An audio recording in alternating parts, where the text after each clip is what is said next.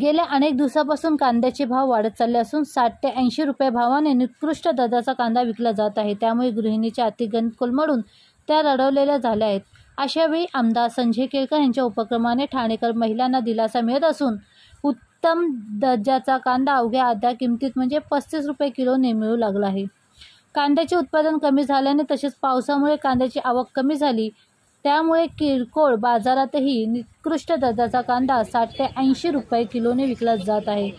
कांद्याचे दर चढू लागल्याने महिलांच्या डोळ्यात पाणी येऊ लागले, मात्र नाईलाजाने त्यांना हे कांदे खरेदी करावे लागत आहे।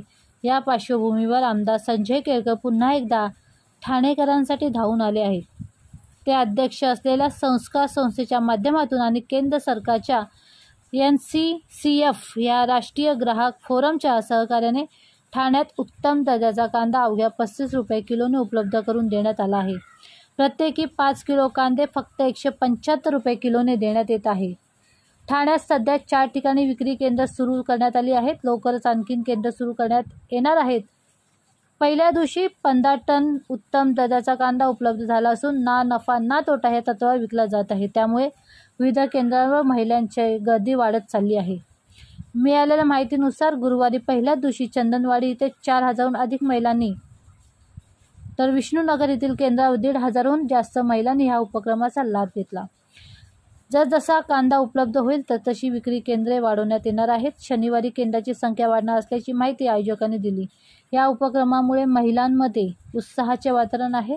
उत्तम दर्जाचा कांदा अर्ध्या किमतीत मिळत असल्याने त्यांचे स्वयंपाकघरातील बिघडलेले बजेट रुळावर येणार असल्याने त्यांनी आमदार संजय केळकर यांचे आभार मानले आहेत। मोदीजींच्या आशीर्वादाने NCCF ही जी संस्था आहे याच्या माध्यमातून 35 रुपये किलोने कांदा जो आहे तो आम्ही लोकांपर्यंत पोहोचवत आहोत। आमची जी संस्कार संस्था आहे या संस्थेच्या माध्यमातून आज त्याचा शुभारंभ झाला आहे आणि जेवढा म्हणून कांदा आम्हाला उपलब्ध होईल तर आमचा हा प्रयत्न आहे का अधिकाधिक आमच्या ठाणेकर महिलांपर्यंत कुटुंबापर्यंत हा स्वस्त दरामध्ये पोचवायचा आहे।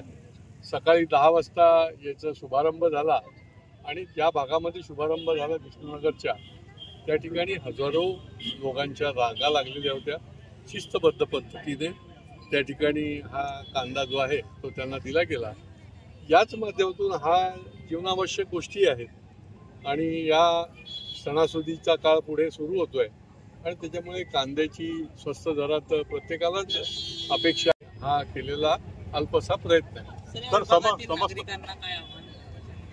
नागरिकांना मी निश्चितपणे सांगेन की आमचा प्रयत्न आहे की जेवढा म्हणून कांदा उपलब्ध होईल तेवढा आम्ही विभागशा पोहोचवण्याचा प्रयत्न करतोय। आज आता 4-5 ठिकाणी ही केंद्र जे आहे ते जाईल आणि शिस्तबद्धपणे आपण याचा लाभ घ्यावा आणि कांदा पण दर्जेदार आहे।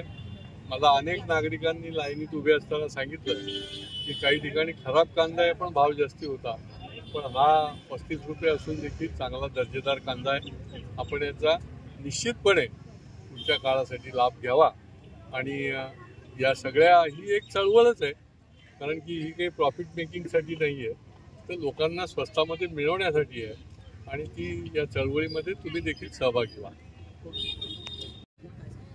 मला वाटतं ठाणे शहरामध्ये आमचे मार्गदर्शक जनसेवक आमदार संजय केळकर साहेब यांच्या संकल्पनेतून जो आज 35 रुपया प्रति किलो प्रमाणे 175 रुपयाचं 5 किलो कांदे बॅग जी आज वाटप करण्यात आलेली आहे।